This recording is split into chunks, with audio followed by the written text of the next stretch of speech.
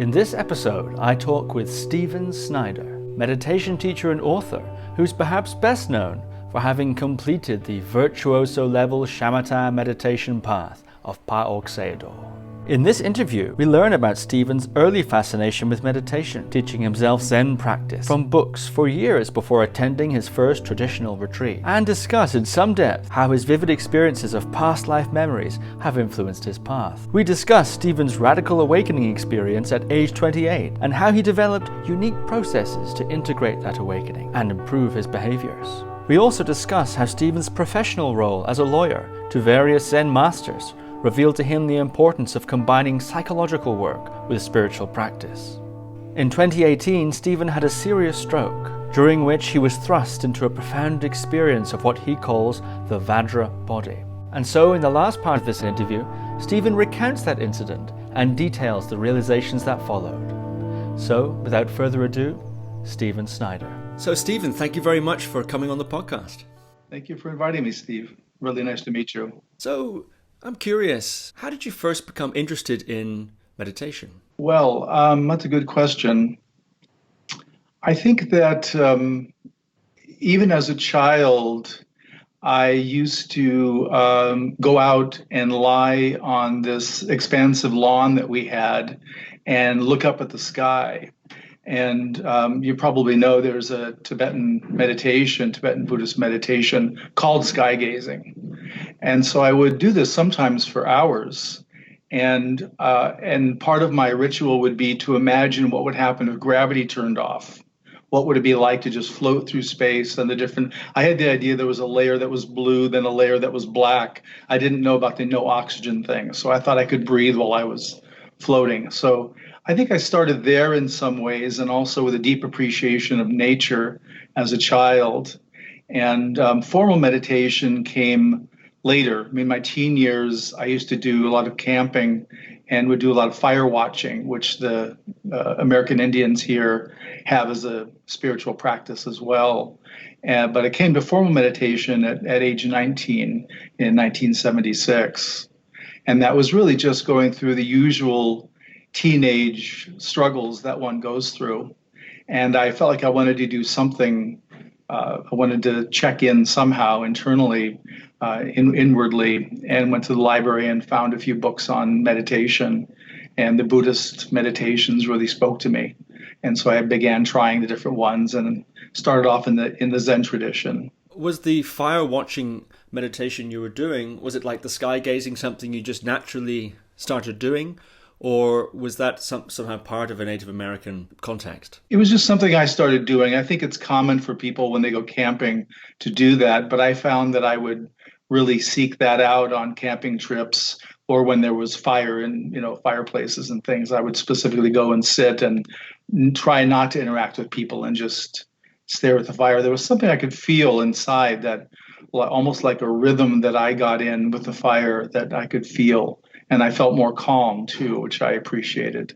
So you started with Zen meditation from books, I presume? I did. There weren't that many books in 1976. There were a very small amount. And so there was one called something like the Fragrant Lotus, and it had samples of, I don't know, maybe 15 or 20 different Buddhist meditations. And I tried each one over the course of a couple of days and found that the Zen one in particular, the sitting quietly, the Soto Zen Shikantaza, really felt like the right fit for me. Even though it was very difficult, I couldn't sit still.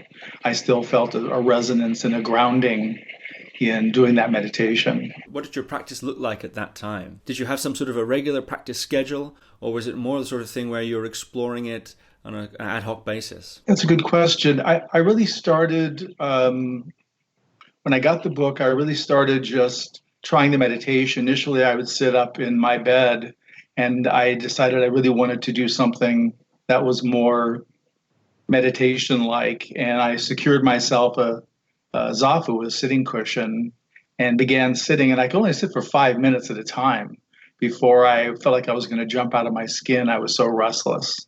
And so I'd sit for 5 minutes in the morning and 5 minutes at night. And I just took to it right away. I really felt like it was good for me and felt good. And so I haven't missed a day that I can recall since then. So I started and continued. That's remarkable. Have you any sense of why you were drawn to that sort of thing? Because, of course, lots of people report when they're children meditation like experiences, but not so many engage in some sort of a regular meditation practice that continues on throughout their life. So, do you have any sense of what it was about you that drew you to it in such a more serious way? Mm-hmm. Well, I had an experience when I was three. Growing up on Guam, my father worked for the airlines. He was in sales, and we traveled a lot in Asia every year. And we go to Japan almost every year, at least once. And on one of the trips when I was three, which was in 1960, I remember walking in the streets in Tokyo. And in those days, people were wearing kimonos and they were wearing the wooden shoes, at least the women, a lot of the women were. And I remember seeing some Zen monks in their black robes and shaved heads, literally sprinting down the sidewalk. They were probably on their way to something and were late. And I remember seeing just that really striking appearance of the shaved head, shaved face, and these long flowing black robes that were just fluttering behind them. And my experience at that age was a kind of recognition. I saw them and I felt there I am in some way. It was like I recognized something.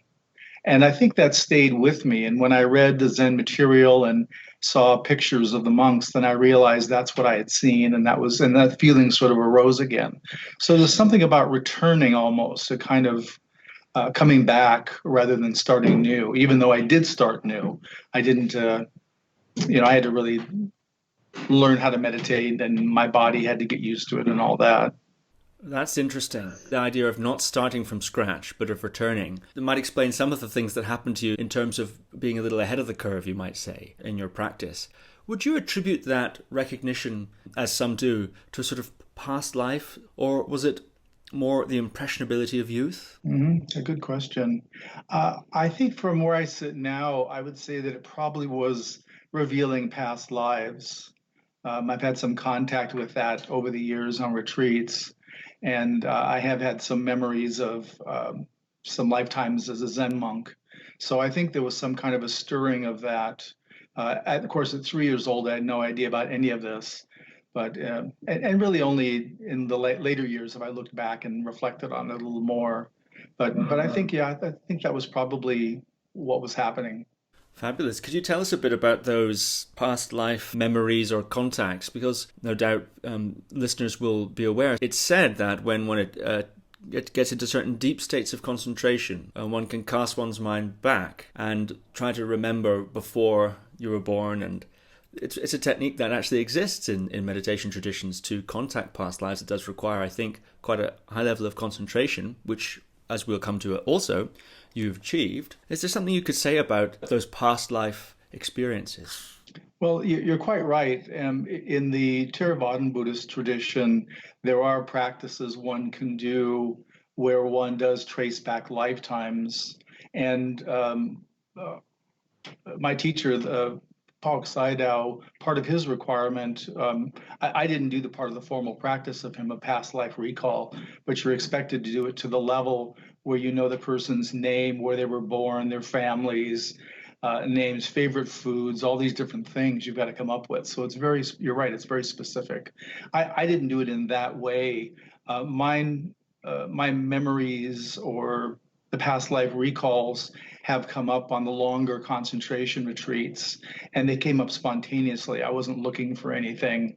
And what was interesting was they came up in relation to where I was in the practice.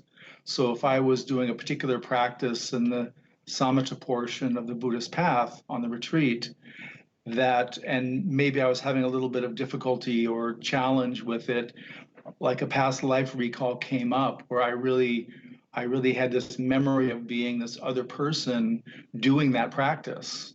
And it was almost as though I could tap into their consciousness regarding that practice to see, oh yeah, you turn right here and you turn left here and you pause by the big tree or whatever it is. But there was just a way I knew the practice, not in this lifetime, but it was like I had a memory of it in a way that I was coming back again. So the coming back to me has been a big part of my practice in doing the various spiritual practice I've undertaken. Did that knowing come as a inner visual, inner auditory experience? For instance, when I think back at what I had for breakfast this morning, I can see it in my mind. I can hear the crunching of the toast. If I think back, if I deliberately think back to the part of my life that was this morning. Or was it coming as a sort of a dream-like reverie? How did the past life knowings appear? Well, they appeared visual in that it was like I was seeing with those eyes, the eyes of the prior lifetime, and I was aware of what they were aware of. And for example, one of the past lives related to doing the Brahma Viharas, the metta practice, as I recall. And I was doing the practice, and I had this, and the memories come in a way where they're really particular in that there's almost a kind of a hue, a feel, almost like this warm energy is part of it. And I remembered or had I won't say a memory exactly, but an experience of remembering this young girl.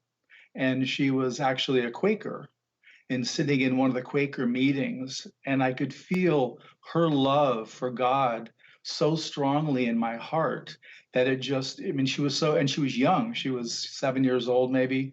And I could feel it so much that she just really transcended herself. She dropped the markers of self and had this really intimate relationship, this love of God relationship. But it sort of opened the door for me then to make that kind of connection in the metta practice and to have the experience of the other person's goodness become an object that arose and led to deeper concentration states. It's fascinating. In your teaching experience, how common is that sort of an experience in people who are meditating? I would say it's uncommon. It does happen on occasion. Where I really see it is, say we're on retreat and you come in and you start describing a meditation practice that's not in writing or it's not taught publicly, but you know particulars about it that you could only know from doing it. That's happened, I don't know, maybe a dozen times over the years, where someone's come in and known and asked about some practice that isn't being taught. It's available if you look hard for it, but it's not common. It's not in the readily accessible books. So it's not something they would have stumbled upon in their reading, in other words. That sort of contact with past lives, I suppose, would be under the category of siddhis, or powers that one obtains through meditative accomplishment. And that's a feature of certainly the Visuddhimagga style concentration path, among other paths. Have you had experience, while we're on the topic, and then we will return to your life, which I know we're at the moment only at 16 years old. Have you had any experience of other sorts of siddhis, either yourself or as a teacher with your students in retreat? Well, I think there are people who come to a meditation practice, come to the spiritual life, and they have aspects of, say, their awareness that are more developed in other areas. And so sometimes people will have, again, abilities either with meditation. I've seen this where people come to the practice and the concentration practice, for example, have no exposure to it. They're at a beginner's day long or a weekend or what have you, and they just take to it, and it happens in a way, or sometimes people can have a spontaneous jhana experience or absorption experience. And those spontaneous ones, well, first I'll say they're all spontaneous in that respect. But this is someone who's, again, on a day long and they're meditating, but it just somehow happens where they quickly have this experience where they go through the various stages and jhana arises for a split second and then they're back. But it's happened. And so that's happened not a lot, but I'd say a half dozen or a dozen times with people. And some people are just more naturally inclined to different practices. They resonate for whatever reason. We could say maybe it's past life, maybe it's just their their awareness, their consciousness now? It's hard to say, but it absolutely is true. People do gravitate and they feel a resonance, or they know they get it in some way. So that definitely happens. And I think also in the deeper, again, the longer, deeper concentration retreats, people can have various qualities arise or develop in a way that they didn't have before. And a common one that I've heard from students after a retreat when they're going home is they might stop at a store, a gas station to take care of their business, and to find that there's a way where they know the thoughts of the cashier, or they can feel something within the cashier in themselves. So I think some of that is the barriers between us that we assume are there and are very fixed become very soft and permeable. And then we can be aware of a lot more than we normally are. Yeah, that's fascinating and remarkably common. I think that might be the most common one, which is really quite radical, isn't it? It is, but it shows if that separation is softened or permeable, there is a way we're actually in contact with reality, which is ultimate reality. Is we are one, we are unified, and we just appear as two, even though we're really the same. Before we go then back to your biography, you mentioned that people seem to have certain proclivities for whatever reason. Their personality makeup, past lives, could even be genetics, I suppose, or some sort of brain structure thing. How do you as a teacher assess whether a student is just encountering difficulties that are associated with any kind of meditation practice that one faces from time to time, or where one is engaged in a practice that is unsuited to them at that point, and perhaps redirect them to a different style of practice? Yeah, the traditional answer, and the way that Pa Auk Sayadaw answered that question, is he would start everyone with mindfulness of breathing, anapanasati. And there were some people after, I don't know, say a week or two, that really weren't progressing, meaning they couldn't stay with the breath more than just a very short time, a few moments, and then would lose the contact. That he might move them over to other practices and start and see if they could pick up there and get some traction. And some of the people could, so it made sense to move them. Here, teaching in the West, there's only been a few students who I felt like it wasn't suitable for them to do. A couple of them were people who they really needed to do some therapy before they came to meditation. They just had such difficult, painful, profoundly traumatic early lives in a way that was getting in the way of them. They weren't willing to kind of turn in because that was there. But for most people, if they feel the heart pull to a meditation or to a practice or to a retreat, usually it's suitable. And one of the interesting things is that some of the people who have been the most natural at doing the concentration practice have come to the early retreats, meaning the shorter retreats, really out of happenstance, meaning they didn't look me up, or I've taught with Tina Rasmussen or Tina up, or our retreat. Sometimes they just simply have I had this week of vacation, I need to figure out how I can do something, and they look all over their region of the US and find this retreat, which the timing works. So we've had a number of people who are really good at the meditation come to us in that way. So it's kind of interesting that we somehow, cause and effect works, that the right people show up at the right place. So back to your biography. We left you at 14, 15, 16, reading books about meditation and settling on a particular kind of Zen meditation, shikantazen, or just sitting. What happened next? Well, I continued with my daily practice for several years, and I was very interested in doing retreats, but I really thought that I wasn't of a caliber to do retreats yet.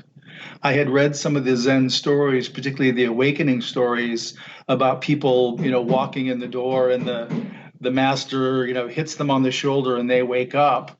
And I thought this was the kind of interaction I was going to face when I came to a Zen temple. And I knew I wasn't prepared to do that. I was, fairly shy about my practice at that point. But after a couple of years, I'd say maybe 3 years, I did do my first week-long retreat. So that did start, and that's when the retreat started. Was probably 2 or 3 years in, so somewhere around there. And what was that first retreat experience like? It was hard. I'd been used to sitting at home, and at home, most people will fidget to a certain extent and maybe even change leg position or this kind of business. And I was in the habit of doing that. I was trying to learn how to sit full lotus, and I was able to sit half lotus. So I would shift my legs periodically to try to get both legs accustomed to the posture. And on the retreat, the Zen world was pretty strict in those days, and you were strongly encouraged not to move or change position during the sittings. So it was really difficult in that regard. But I did learn that I could sit through, the body pain that can happen when you're meditating for long periods of time. So I did learn I had the capacity to do that. Perhaps you could talk a bit about the mechanics then of learning to sit through the body pain, which is not common to all meditation approaches, actually, but certainly is a feature of Zen, especially the more traditional forms. Yeah, now I want to make a distinction between the kind of pain where you're actually harming your body and the kind of pain that is mostly personality driven and is rebelling against what you're doing. So when it's actual real pain, when you have you have an injury, for example, you as a young person, you tore up your knee and had surgery. Well, sitting for you is going to be different than the average person who hasn't had that. And if you have pain in that knee, then you need to be sensitive to that because you have a medical issue. And what I'm talking about more is the personality patterning, where there's a question of who's running the show. And the personality starts getting bored meditating because not enough's happening. And also we're turning in, and I think on some level, our personality knows there's a point where the personality doesn't get to go. It has to stop, and it isn't available in some of the deeper meditations. So it starts rebelling, and that's part of the pain I'm talking about, is the anxiousness, the just the real desire to do something different or move or yell or whatever it is. And that's more what I'm saying, that I learned to sit with that and to be with it and to realize that it was just transitory. Because once I stayed with it or faced it and said, kind of give me your best, then it would usually settle and dissipate. And I was able to sit in a deeper way. So you went on your first retreat there 2 or 3 years into practice and continued sitting throughout your 20s until the age of 28. You had an awakening experience. Can you say a little bit about that moment and what changed? Well, if you don't mind, I'll kind of give you the lead up to that, and then we can explore it. I was reading a book in the Zen tradition. There's a perspective of history where it's believed that there were Zen patriarchs following the Buddha. So it's kind of lead teachers that held the Dharma or were Dharma holders. And there's a sequence of them from India into China and then into Japan and into Zen. And I was reading a book about the life of one of them, the sixth patriarch in China, who was one of the more famous of the patriarchs. And I was reading this particular book and reading about how he had an awakening. He was illiterate, so he was not able to read. And he was passing by a monk in the street who was chanting a sutra called the Diamond Sutra. And there was a line in the Diamond Sutra that says, "Produce the thought that is nowhere supported." And when I read that, I felt like something got lodged or wedged almost in my throat, that it was something that I say now, I couldn't spit out and I couldn't digest. It was wedged. And so this question or this statement produced the thought that is nowhere supported, stayed with me 24 hours a day. I mean, perhaps not in my sleep, but in my waking hours, at least, it was just constantly present. I mean, reasserting itself. And so I ended up taking it up, what I understand now to be kind of a koan. And I stayed with the question, and it came down to producing the thought. And so part of the journey was, how is thought produced? And I ended up doing a more classic meditation. I started with the senses, the sight, sound, touch, or hearing, touch, that kind of thing.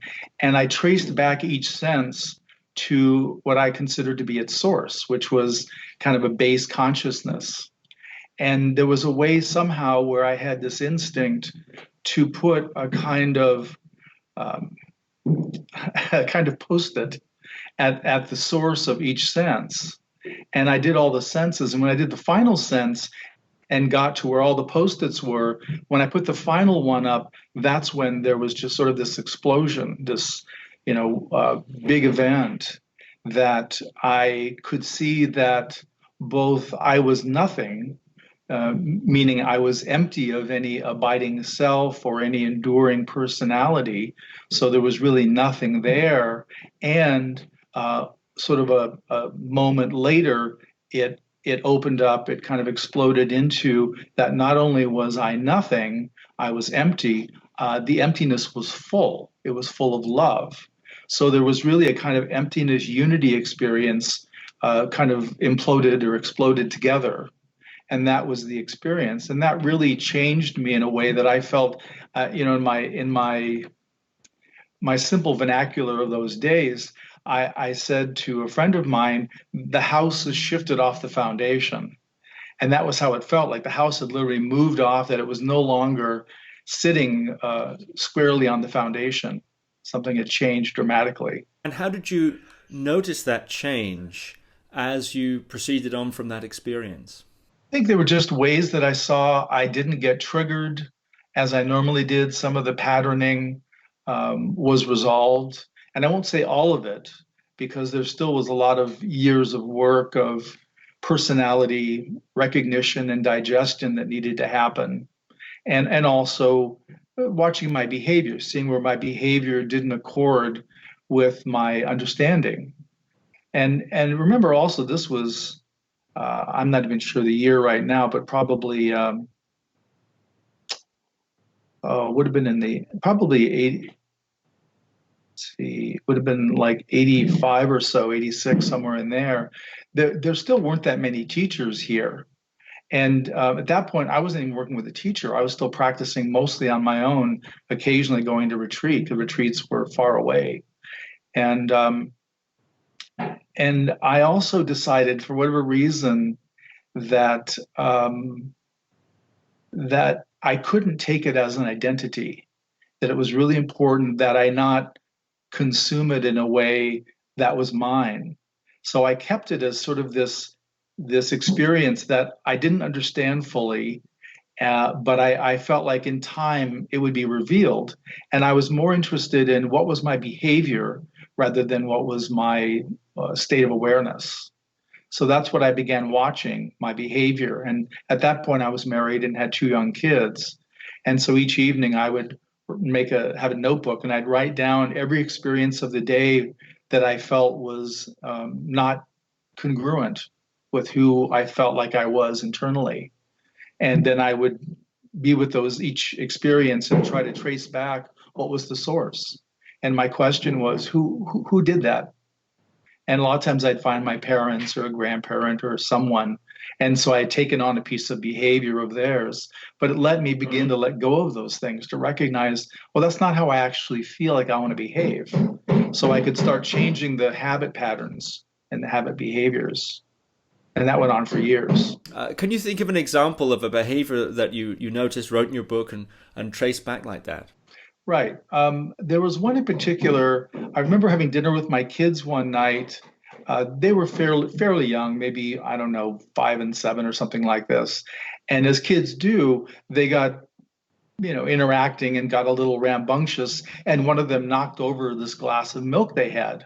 And the milk went all over the table and was dripping through the table onto the floor. And I mean, just made a gigantic mess. And I really reacted out of upset and some anger about it. Be more careful, pay more attention, something like that. And I did it with enough forcefulness that, of course, one or both of them began to cry, and it was, a production. And so that night, that was one of the things I looked at was, what happened there? Who was doing that? Because I didn't feel congruent with how I behaved. And that was when I was able to trace back. And one of my parents had a real trigger for spilling milk. They had grown up after the Depression, and so money was tight, food was scarcer, and so they would really overreact, in my opinion, when that kind of thing happened. And I just took it on. I didn't have a basis for it or a rationale or anything. But that was one that I was able to be with. So when it happened again, I saw that I didn't react in the same way. I just, sort of cleaned it up and said, accidents happen, and let's pay attention while we're eating, kind of thing. But I didn't react in any kind of anger or outburst. Was the tracing the behavior back to that imprint sufficient to unravel its activation in the next instance of spilt milk? Or was other procedure or work required? There was one more step to my process in in reviewing my day, and that would be when I would go through and establish where it came from. Part of the feeling, as I mentioned, was it didn't feel congruent. And then what I would do is I would replay the incident, and I would behave in a way that I felt was congruent with my internal state. And so it was almost like I was reprogramming to be more congruent in my behavior.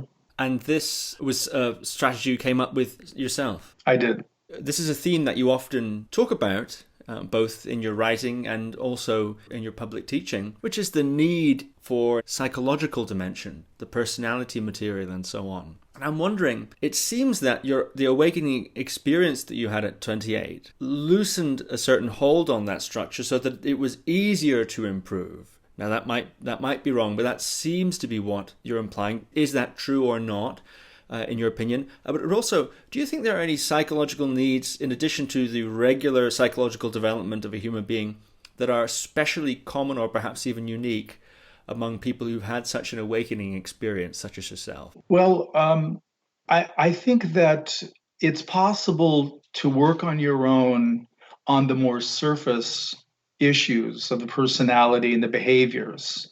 I think there are some that are more deeply entrenched that it's helpful to work with a teacher, someone who can be observing objectively and helping to guide your being with those memories, events, behaviors. And also, I think some of them take time for a kind of maturity to where we can see into it. And of course, what's happening as we're loosening the grip of these behaviors and the personality patterning is that we're getting more and more freedom. We're getting looser, we're getting more open, and we're getting less identified. That's all part of that process. So we can go in and be more objective and be more neutral about it and less defensive and reactive about it. So that helps. But some of the deeper ones, I think, particularly the early childhood experiences and the traumas really require some assistance to work with. Some of it is because we don't have sophistication of language at that age. And so it's kind of like we hold it with the mind of a 2-year-old or 3-year-old, for example, and we don't have a fully developed understanding that we can rely upon. So that's where it takes some help. And I found with the concentration meditation, both the mindfulness of breathing, anapanasati, and also the Brahma Viharas, the heart meditations of Buddhism, that both of those, when you engage them, they stir up whatever our resistances are, whatever our psychological states that can be blocks or can be limits on accessing those territories. So there is a natural way that these things get kicked up if we're paying attention. And do you think that people who have had an awakening experience, such as yourself, does it produce a situation in which a certain type of psychological work is required? In other words, are people who had an awakening experience like yourself more or less prone to certain kinds of psychological instability? Let's put it that way. If someone comes in and in sort of Zen language, if their vessel, if their container has deep enough cracks, then they're going to need some help repairing those cracks. For a lot of people don't have really deep cracks. If you had a pretty okay childhood, not even great, but if it wasn't really traumatic or really bad, then certainly people have been wounded by their lives, but they're not cracked in a way that they really need, like, for example, trauma therapy. That's not a common referral I would make as a Buddhist teacher, but there would be occasionally people who just really had horrific childhoods, and it's beyond the scope of what we can do spiritually. They really need someone to help them repair that vessel, because you need a really clean, established vessel to really hold the experience, particularly the awakening experience and the realization experiences. So I'm curious, as you're working through these imprints that you described, as sort of where does that come from? And it turned out it came from someone else and was sort of playing out through your behavior. When you start to shed those imprints, I'm curious what's left in terms of your personality. How much of your personality is not simply the constellation of imprints that have occurred to you in your experience, and following from that, what then animates behavior, if not the imprints that have informed your personality? Mm-hmm. Great question. I think part of what happens is that we loosen, we drop some of the the structured patterns we've taken on, and there's a lot more freedom. And part of it's an interesting process, because as we work on those things, it's as though we can feel a sense of expansion, of internal expansion or openness, spaciousness, those kinds of qualities. And part of that opens us up to receive deeper spiritual meditative experiences, because we have more capacity for them. And so it's this sort of hand in glove process where, you're probably aware of this, but the common phenomenon, people will go on retreat or have big experiences, awakening or otherwise, and they'll be at a very expanded experience or expanded quality. And at some point, when they're expanded enough, what remains of the personality gets afraid, because it's like, wait a minute, I'm not in control here. I don't know where we are. I'm not running things. This is bad. And so it does everything it can to collapse us back into the personality. And when we collapse, we're very tight after these big experiences. And people always feel like, or often feel like, oh, I've lost the experience. It was transitory. I'm back and I'm in this awful place. And really, it's just the accordion of spiritual practice. You've had a big experience, so of course it's going to be followed by the contraction. And when you stay with the contraction, that's when it kicks up the items, the places, the memories that aren't congruent with the expansion. And that's where we begin to see, okay, this needs to be worked or needs to be digested in psychological language, such that we can then go back to our meditation at home or on retreat, and we can then open to perhaps a new expanded level. So that's part of what happens. And the experiences that happen in the expanded states, we feel an aliveness that is more objective. So we can say it's who we are, but it's not personal. It's objective and universal. And so that begins to animate. And where you could have a room full of people who all have had significant awakening experiences, and all of them would be different.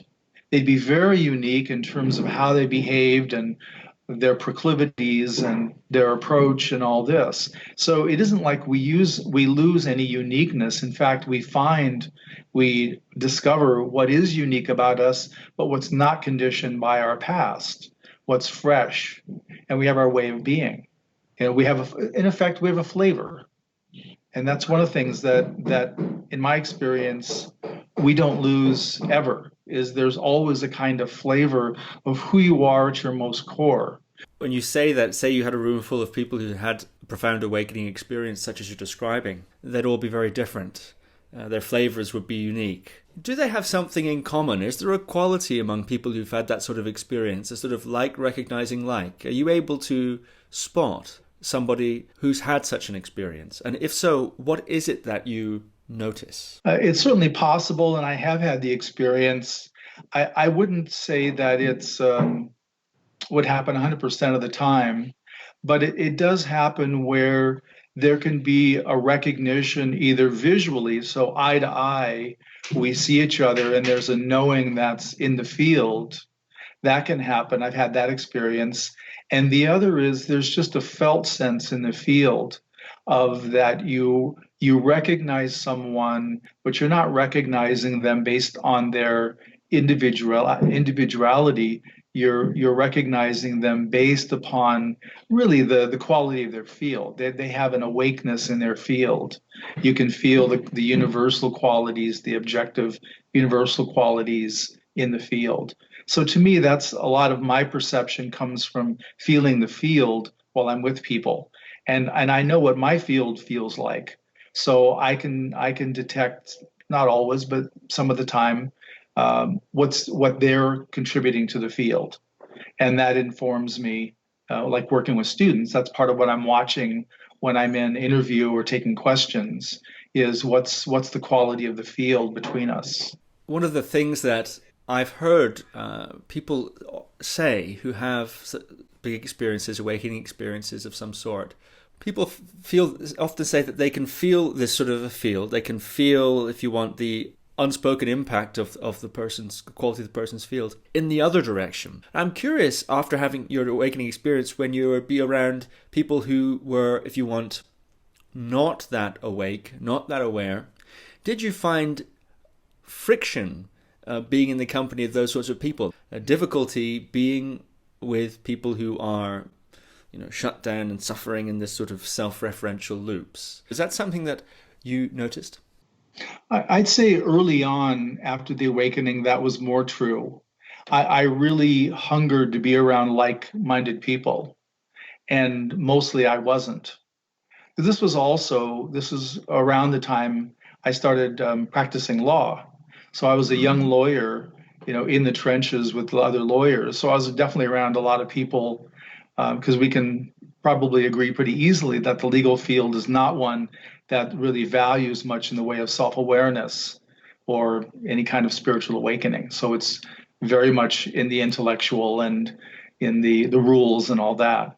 So there was that hunger early on. And I do want to say too, in terms of awakening and realization, there is really no end to awakenings or realizations that are possible. That what we could call the mystery, which is what we experience in awakening experience in meditation, is endless. It's boundless. There's no way we're ever going to reach the end or have every experience that's possible. And also the experience of all religions and all spiritual practices is there and emanates from there. So it isn't as though Buddhism is better or has better experiences. All of them are embedded in all the religions. It's just some religions focus more on, one, Christianity is more about union with God or Jesus than it is about emptiness, for example. So there's different orientations in that way. But I think in time, like where I am now in life, I live in a place that is, most people are actively Christian here. That's predominantly true. But meeting people, I don't have the hunger where I have to have that experience because I feel everyone as a part of the undivided whole, the unity. And I'm curious how the mystery shows up as this particular person. What are they like? How do they operate? Even if they're not aware of it, it's a curiosity and of interest to me. So I feel less that way. I think there's a point when there's an inner stability that happens when you don't necessarily need as many people who are like-minded around in order to maintain or to be with your quality or your inner experience. And how do you feel when you're around people who are in pain or suffering, where a proportion of that pain and suffering is not coming from the circumstance particularly, but towards maybe their relationship to the circumstance. I get your question, what you're asking. You're asking what's it like to be experiencing other people who are struggling and are feeling pain that mostly is self-imposed. Well, I'd say there's a couple responses. One is, as part of the Brahma Viharas, the heart practices of Buddhism, compassion, karuna is one of the practices that one develops. And compassion is really, in my opinion, a misunderstood practice and quality. A lot of people, particularly in the Buddhist world, think compassion means to take away the pain of another so they are pain free. And my perspective is not that. My perspective is compassion is offering support so we can be with the pain. Because the pain is there, there's a learning, there's an opportunity. And not that we need to seek out pain, there's enough naturally arising pain in our lives. But when it arises, usually or often it's there for a reason. It's a thread we can pick up and follow. So that's part of what I feel is the compassion to offer them support for where they are without making it better. Because it's not really my job to make it better in that regard. And then there's also the quality, the Brahma Vihara of equanimity, upekkha, and that is understanding that we're each heir to our own karma. So one is experiencing their own karma and having those experiences. And if you reflect on your life, as I do mine, some of the most important life lessons I've learned are the ones where I've run headfirst into a brick wall and done it again and again. And if someone had been there to stop me, to catch me, to put a helmet on, then I wouldn't have had the experience. I wouldn't have stopped the behavior. The pain wouldn't have been so much that I had to do something else. And so that's part of it, is being an adult, a spiritual adult, and letting other people be adults too. Can you think of an example of a sort of brick wall behavior that you ran into again and again and again that eventually penetrated? I mean, a personal example. Yeah, I'd come up with an example. I think when I was married to my first wife, that we had sort of rounds of arguments, as couples will do. There's certain things that trigger the couple, and you say this and I say this, and that's our pattern. And I think there was a way with that relationship and the disagreements we had, that we'd have the same kind of argument again and again. And I kept seeing it, and I couldn't not do it. I'd get snagged so often. And finally, I remember one time being really aware in the argument and not wanting to do it and not feeling like it was congruent, but I couldn't stop. But I reached a level where it was just like, I'm done with this. I'm just fed up with this pattern. And I think once I hit that point where it was just, the suffering was so strong that I just had to change. I had to do something different. And I began trying different things when the triggering interaction would happen. What if I just stay silent? What if I don't respond? Or whatever I tried. But that was an example of seeing the same pain again and again, and then finally just being fed up with it, not being able to stand it. I think one of the judgment calls that one faces in a situation like that, for instance, let's say a recurring interpersonal conflict, is should one stay in the situation and learn how to navigate it better? Or should one remove oneself from the situation? I think the same is true actually in a meditation posture. Should one sit through the difficulty or just simply change the position? There's a judgment call that can be made there. And I have certainly seen people, I think, stay in difficult situations, let's put it that way, in the name of spiritual or psychological purification. And that can work very beautifully, as in your example. But I've also seen people battered and diminished by a situation like that. I'm not implying by any stretch that these arguments with your wife were at that kind of a level. It's just the concept now. How do you navigate that judgment call, either with yourself or with your students who come to you with these sorts of questions? Yeah, that's an important question, because I think, to me, one of the first questions I'm going to ask is it a dangerous dynamic relationship?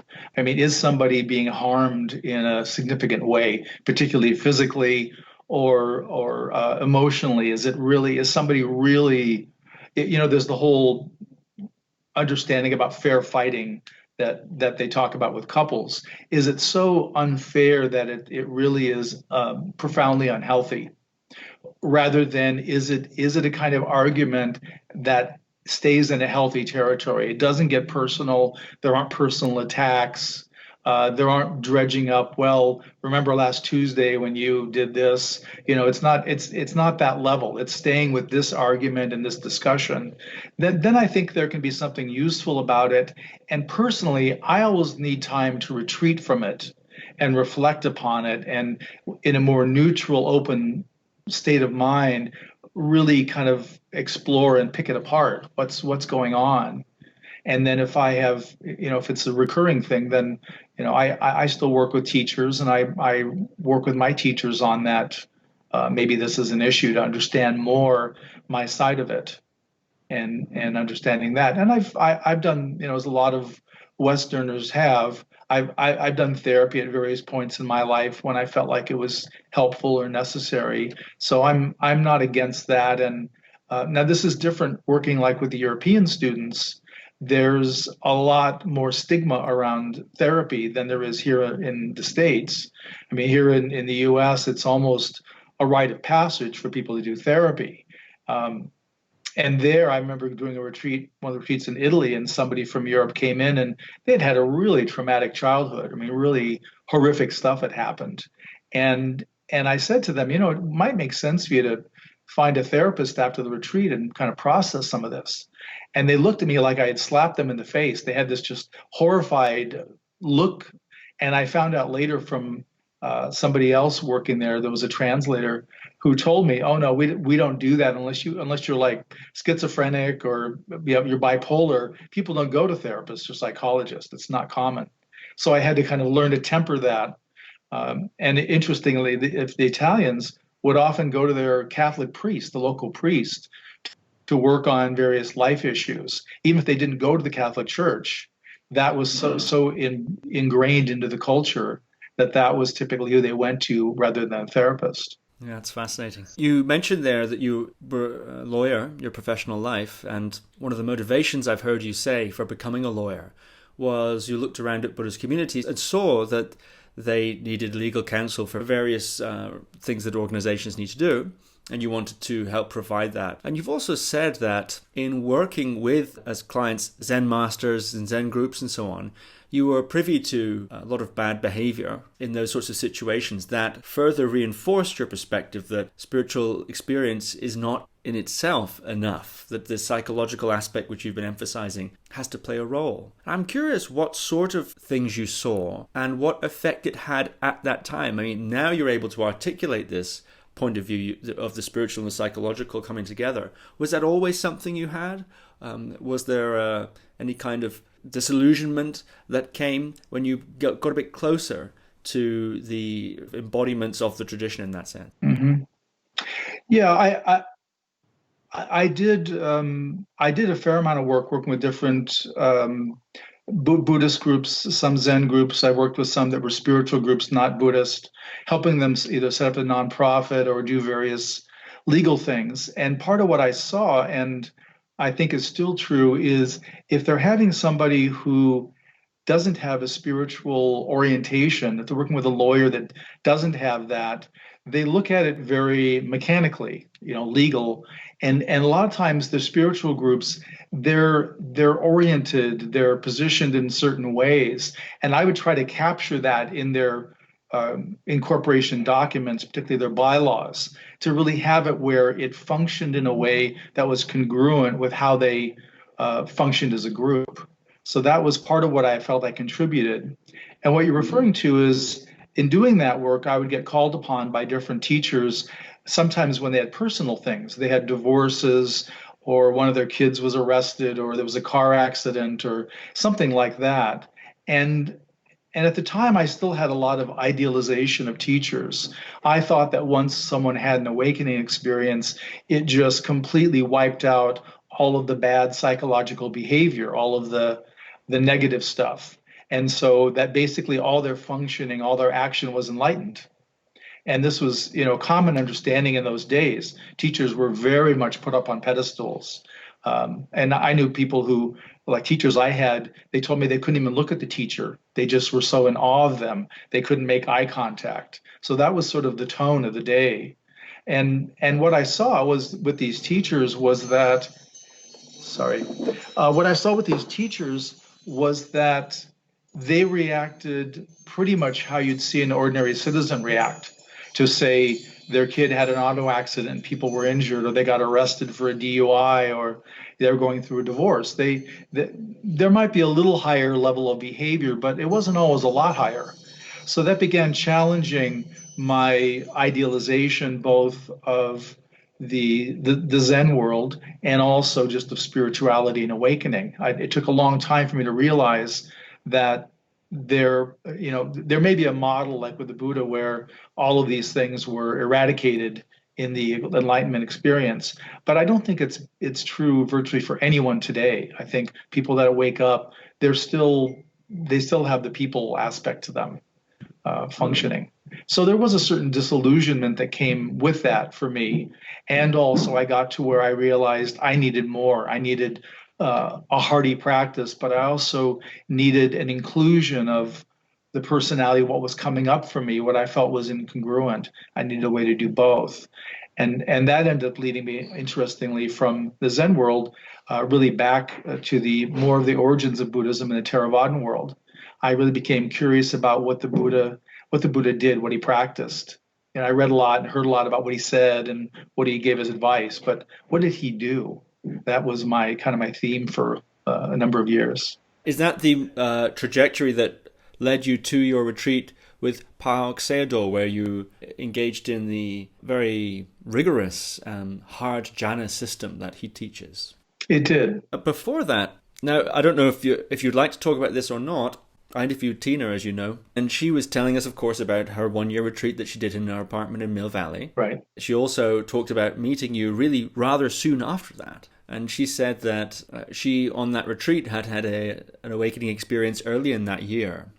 And that meeting you, there was a mutual sort of recognition. And she said that you were able to show her the ropes, the post-awakening ropes. I think she put it somewhat like that. And she said also she felt in a certain sense her freshness to the experience invigorated your perspective on the matter, because that had happened when you were 28, which is quite a long time before you'd met Tina. What can you say about meeting Tina, seeing as we've interviewed her, and I think maybe listeners would be interested in the crossover there. What can you say about meeting Tina and that interaction? Well, I'd say you characterized it well. I mean, both the meeting when she and I met, there was a kind of recognition immediately that we had. Not only was there a recognition of an awakeness with each of us, but there was also a recognition that we had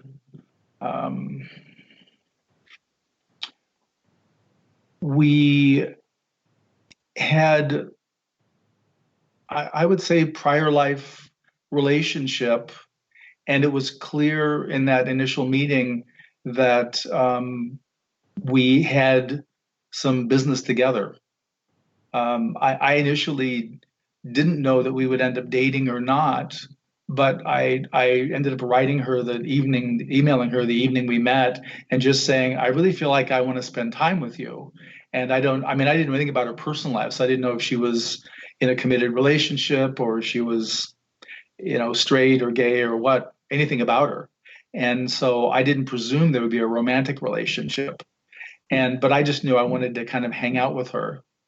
And she ended up calling me, and we talked and ended up establishing that we both were interested in dating and all that. So we did start a dating relationship.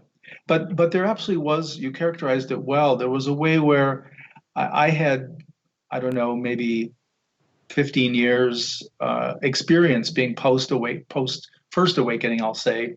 And she was fresh right out of it. She was still glowing from the experience. So there was a way for me, it was really fun to be with somebody who was so new and fresh. And there was the sort of wide-eyed optimism.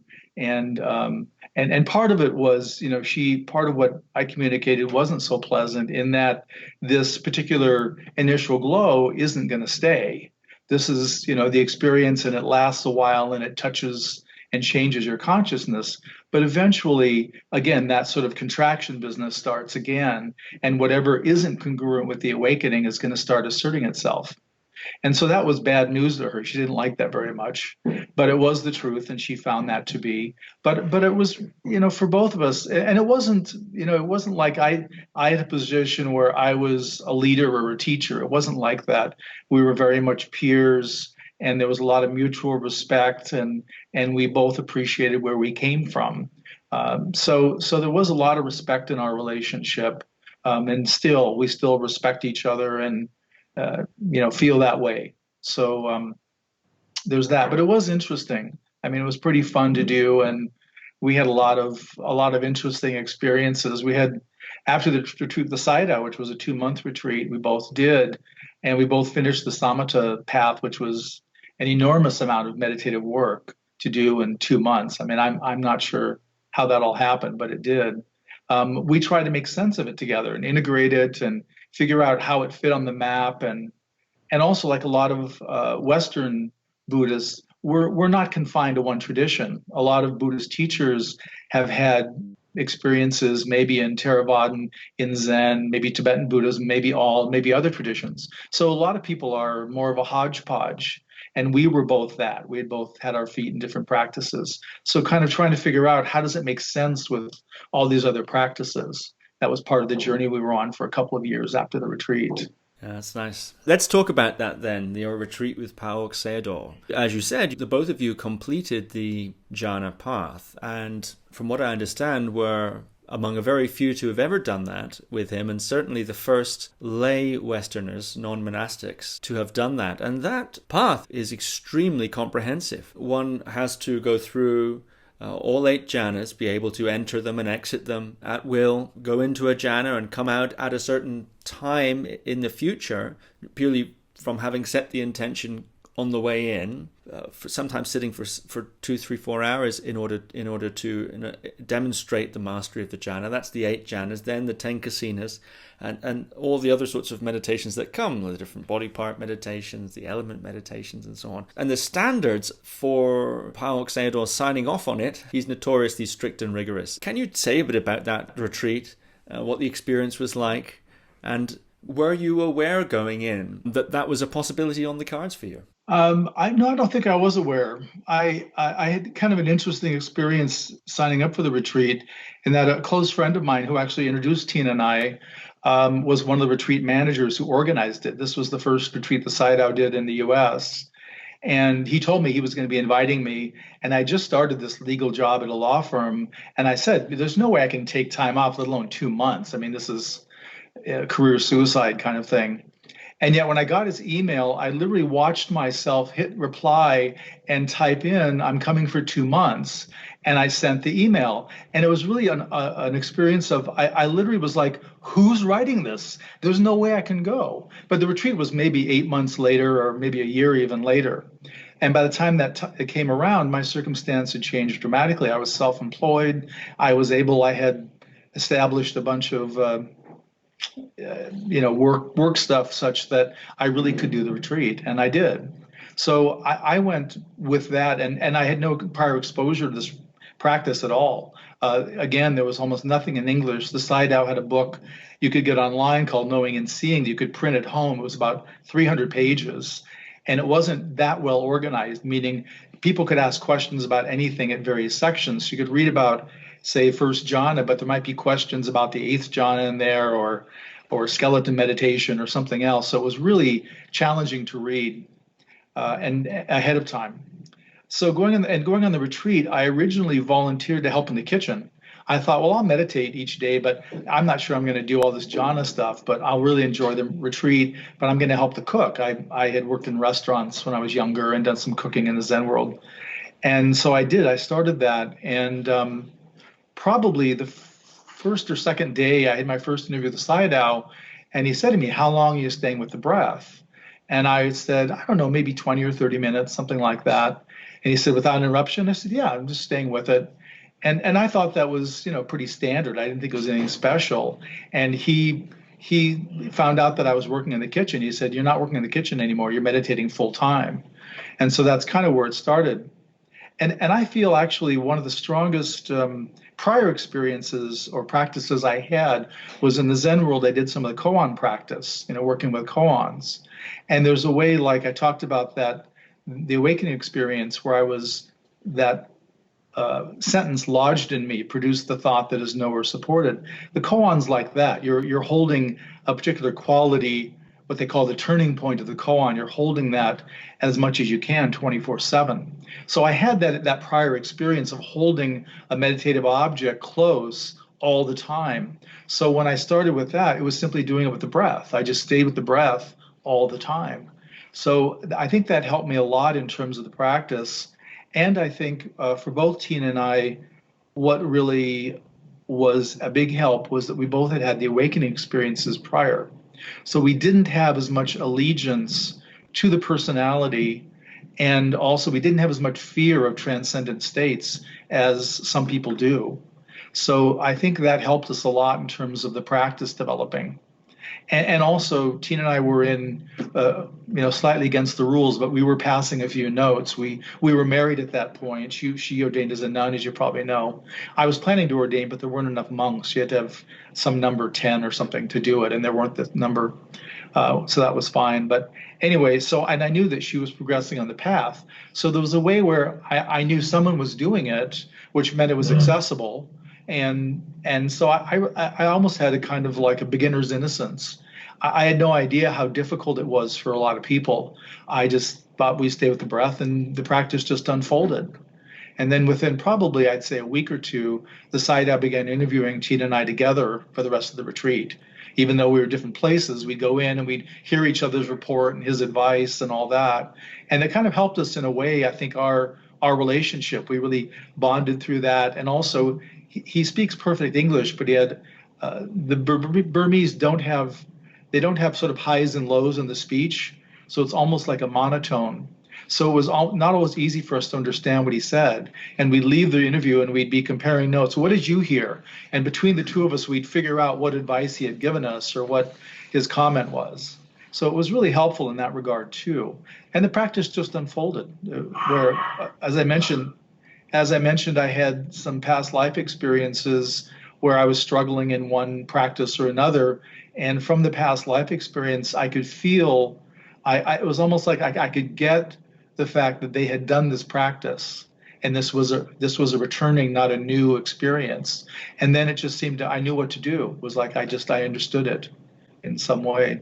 Is that something you reported to the Sayadaw in your interviews, or were your reports strictly related to the result of the techniques in the meditation? I think at some point I did tell him about having past life recall. And because that's part of his teaching map, he didn't find that to be too surprising. And he didn't encourage anything about it, but he kind of smiled as he would sometimes and just gave me a little, nod. So I didn't really spend a lot of time on it. And I also didn't treat the past life experiences as being me. It was more like it was an experience I had of another lifetime, like I've had in this lifetime. But it wasn't like I wanted to know everything about them or I needed to. I sort of had the experience I needed from that lifetime that helped me in this lifetime. So that's what I saw as the purpose of those arising. And Tina and yourself wrote a book coming out of that, Practicing the Jhanas, about that period. So if people are interested in the specifics of the training that you went through, it's all laid out in that book, Practicing the Jhanas. Really remarkable achievement. I'm curious, one of the meditations that struck me as I read the book was the body part meditation, where one meditates on certain, body parts. I'll let you explain it. If I recall correctly, one of the effects or purposes of that meditation is to disidentify with the body, or to produce a different sort of relationship to the body. And that puts me in mind a little bit of a practice set out by Nagarjuna. One meditates on the body to, in a monastic context, produce a sort of certain disgust towards the body. And certainly the bits and pieces and the fluids and so on that one meditates on in the 32-part meditation are, let's say, they're pretty in your face. if we want to put it that way. Sometimes I think a criticism that's leveled at, certainly I've heard it leveled at Nagarjuna, is it can create a kind of adversarial relationship with the body, or a kind of discarding or disregarding of the body. That's a criticism I've heard. I'm curious how that lands with your experience of those sorts of meditations. Yeah, that's a great question, Steve. And it's an amazing meditation in that you are, with your concentration going to really examining these different 32 body parts. And a couple of things happen in doing that. One is that when you finish the meditation, you realize there's nothing else left. So you've seen everything in the body there is to see, and there's no me. So you expect, or I expected, to somehow come upon this little kernel somewhere within my structuring that was me. So, okay, there I am. It's looks like an acorn, or it's something, but of course there wasn't anything physically there that was me.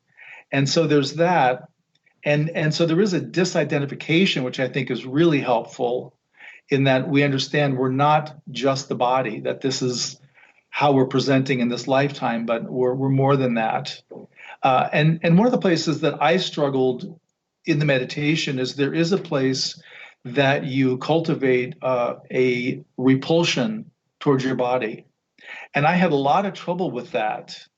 And part of what I found coming up was a kind of gratitude for the times that my body had sustained injury or had something happen, but had protected me. I hadn't died, or I hadn't gotten seriously hurt. So I had almost a kind of I had a kind of fondness, which is not quite the right word, an appreciative fondness for my body, that to cultivate this repulsion seemed really discordant to me.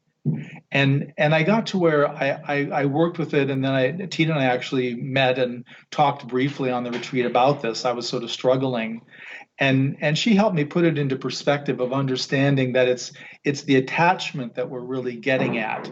It's not really that we feel disgusted by the body, but we're just trying to break the excessive attachment we have to our physicality. And then it opened up for me at that point, when I kind of got that was it was, again, more disidentification than a rejection in a kind of disgusting way, or a way of hatred. It was like that. Would that mean then that somebody perhaps who had a negative relationship, a kind of unhealthily aversive relationship to their body, would attack the attachment, or question or undermine the attachment through, I don't know, some sort of self-compassion practice towards the body parts? Would that be applicable, or is that a misunderstanding? No, I think you're right. I think if someone is an aversive type and they have aversion toward the body, I think they would initially probably have a little easier time with the 32 body parts meditation and like the skeleton meditations. But I think there's a point where, like, I had to work with the the attachment to my body. I would suspect that they would need to actually work on establishing greater contact and love and appreciation for the body before they could move on beyond the practice. So I think for all of us, we need to harmonize what our relationship is to our body in a way that's more open-handed. We don't want to reject it. We don't want to grab it. We want the open hand approach. Great. And if, for people who want more details on those practices, they are in the book, Practicing the Jhanas. In our correspondence before we began this interview, you wrote about you're working on several books at the moment in different stages of publication, and one of them really leapt out at me. You write here, "My next book this year will be the book I'm tentatively calling Stroke of Realisation. This will delve into a stroke I had in late 2018 and the realizations that occurred during and after the stroke, as well as resting in the Vajra Body during the stroke. The book will chronicle the cultivation of the Vajra Body, the unborn quality of our consciousness, as well as the territory of first awakening to stable functioning self-realization." That is, I think, a whole interview in itself. What can you say about that? I'm curious about almost every word of that sentence, actually. Well, first I'll start by saying there are 3 books I'm working on, 2 of which I finished the manuscripts. The first one is a book on stress reduction for legal professionals, so lawyers, law students, and legal professionals. And that's more introducing meditation to lawyers. I don't practice law anymore. After the stroke, I stopped practicing, but I did practice. I was a lawyer. I've been a lawyer since 1987. So I both bring a lot of years of lawyering and a lot of years of meditating to the book. So that one's been to the editor, and I'm doing a revision based upon a first edit. And I've written another book that right now I'm calling The Heart of Realisation, which is a non-dual approach to the Brahma Viharas, the heart practices of Buddhism. And a lot of what I'm doing with that is presenting the teaching, but also talking about the psychological states, the emotions that can get triggered with each of the Brahma Viharas. So kind of naming those, what they are and how they function, and that kind of business. And that one, again, I've got the first draft done, but that'll go to editing in April. And then the third book's the one you're talking about that I'm tentatively calling A Stroke of Realization. And I sort of borrowed the title. There was a book called The Stroke of Insight, or My Stroke of Insight. There was a woman, a neuroscientist, who in her 30s had a pretty significant stroke. And she watched both the stroke in operation and then in recovery. And in reading that, I really, it really spoke to me in that I had a stroke experience, as I mentioned, September 2018. And in my experience, just to mention briefly, in the stroke, I initially lost my visual field, where everything became blurry, like I had oil in my eyes. Just all of a sudden, everything became blurry, and I had this massive headache and was really confused. Like I didn't understand anything. What were you doing at the time? What was the sort of lead up to the stroke? Sure. I was actually sitting on the couch. And I was just about ready to get in the car and drive like 3 or 4 hours to the airport to fly off to a retreat. And all of a sudden, my visual field just was gone. And I wasn't frightened by it. I didn't have that kind of reaction. I was more curious about what was happening, or let me say I had an attitude of curiosity. And I found that very soon after it started, awareness went to a place that felt a little bit outside the body, but was still connected. So I take it that it was part of consciousness.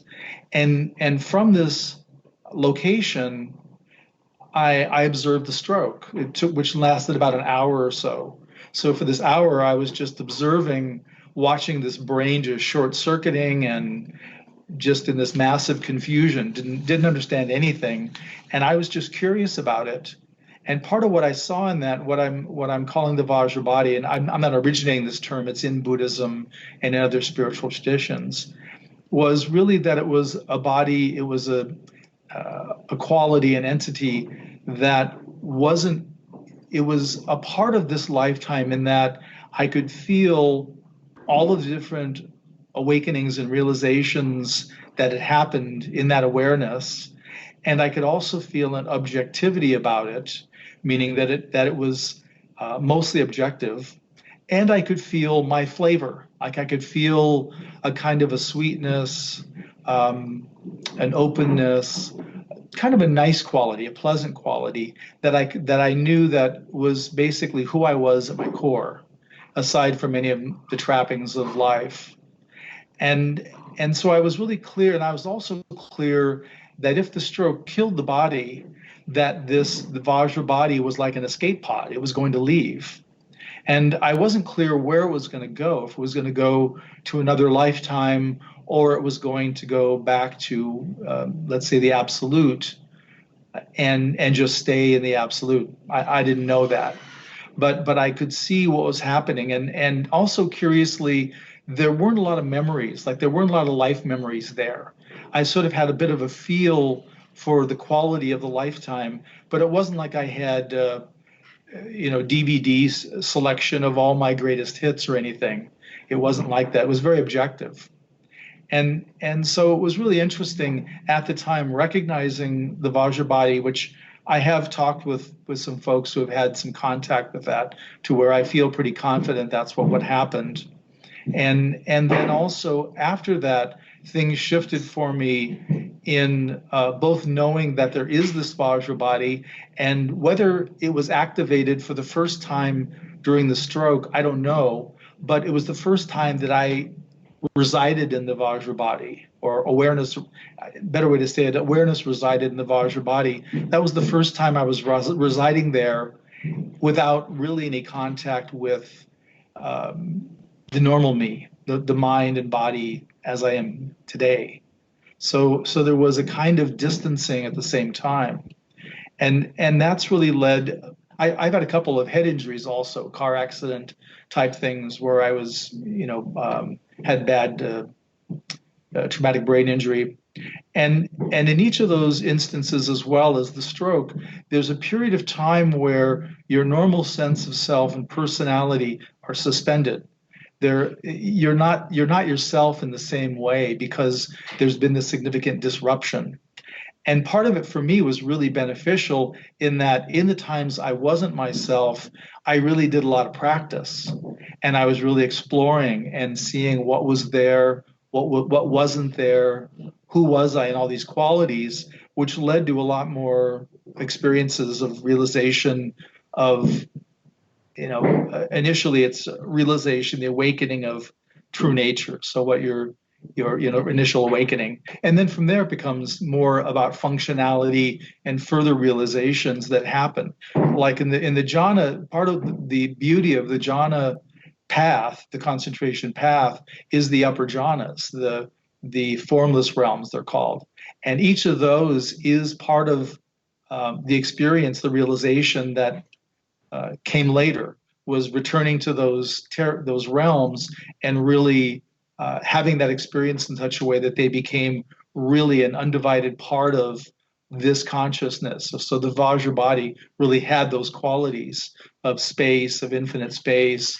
of boundless consciousness, of no thingness, which is profound emptiness, and then something that's non-conceptual, neither perception or non-perception. And for both Tina and I don't know if she shared this or not. I didn't listen to her interview before today, but we both also were able from the eighth jhana to access the mystery directly. So we were able to go beyond even the eighth jhana, which is, again, there's no conceptualization, there's no perception, there's neither perception nor non-perception. So it's kind of this strange way you perceive, but it's different than that. It's outside any thinking, into the mystery directly. And so that happened for both of us. So that was part of that that journey after the stroke, was having these realms open up again and experience them in a way that they became part of the Vajra body. They already were established there, but they became more free functioning in some way. So that's part of what I saw, and I don't see that I am at an endpoint. I don't think there is an endpoint, but I can feel that there is a stabilizing that's been happening in terms of functionality, that more and more of my functioning is functioning of being through this body as this individual, and it's less and less personality driven and particular in that way. So that's part of what the book's going to explore, is looking at both the territory leading up to First Awakening, why First Awakening is so important, because we're establishing understanding that we're our true nature. Well, first we see the true nature, and then later we realize we are the true nature, and then there starts to get to be functioning from that. And again, the incongruities is part of how we learn where we need to work. And as that gets liberated, there's deeper and more expansive experiences. So anyway, that one I've not written yet, so that's still in the drawing board stage. How was the recovery from the stroke? It's been good. I still have some limitations. I still can get overwhelmed with too much information. Like yesterday, I was going through one of the edited manuscripts, and I read for a couple hours. Normally I can read about an hour a day, and I overdid it. So I had pain and nausea for the next 12 hours. So there's things like that I always have to monitor, and I get overstimulated if I'm traveling in particular through busy airports and things. I can really get to where I need to quiet, and I need to withdraw to kind of settle down. It's just overstimulating. You said some interesting words there about the Vajra body. You talked about activating the Vajra body, and in our correspondence you used the word cultivating or the cultivation of the Vajra body, makes me think a little bit about how one might cultivate one's own body, weight training or push-ups and so on. And I wonder what you mean by those words.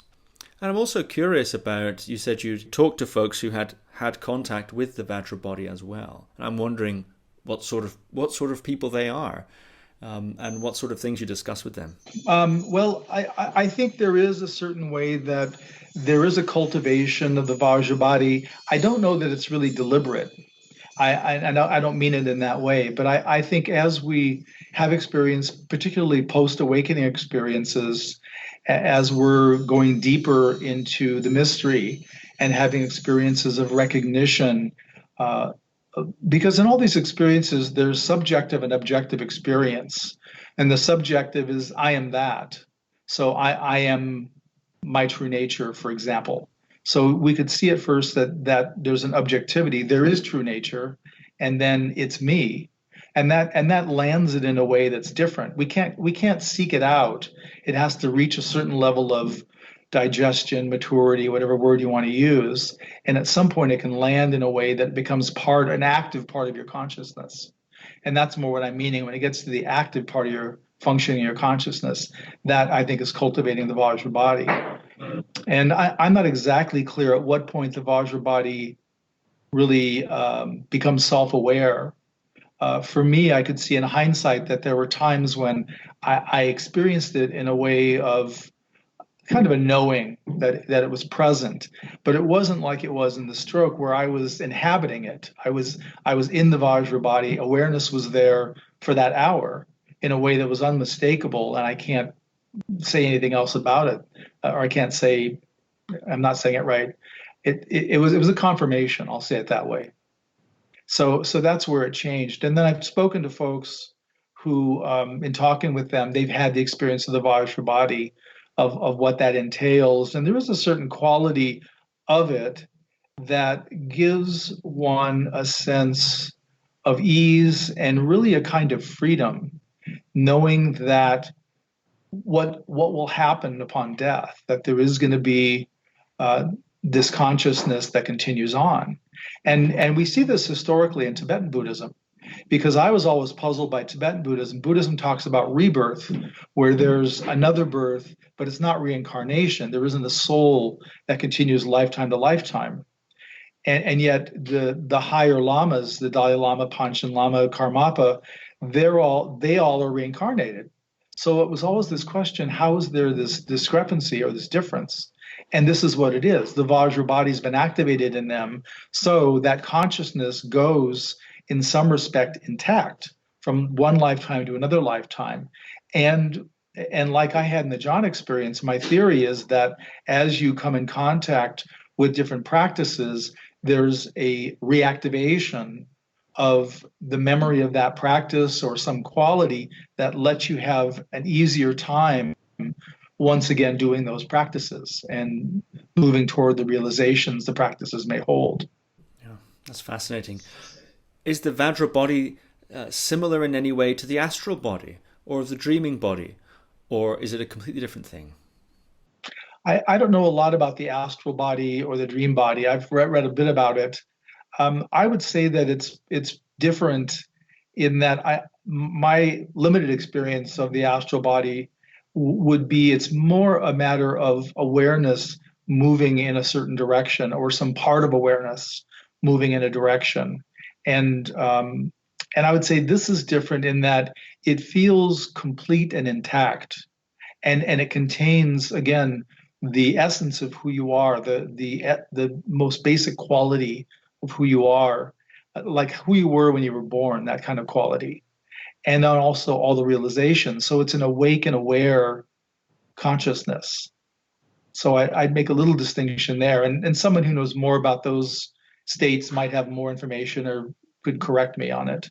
That's fascinating. I'm looking forward to reading that book, Stroke of Realization. Its working title. Yeah, fantastic.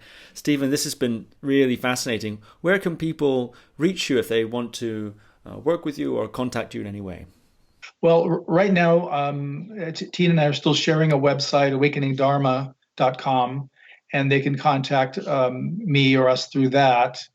And at some point, I'll probably be developing another website, which will more focus specifically on the teaching that I'm developing. I'm doing a retreat in July in Washington State at Cloud Mountain on the non-dual approach to the Brahma Viharas, to the heart practices. So that'll be incorporating a lot of what I've written in the new book, and so it's going to be a little different teaching. And at some point, I think I'll be doing some teaching on the stroke of realization. I have some ideas about offering some retreats and maybe a year or two long program for folks to do an exploration of that territory. Stephen Snyder, thank you very much.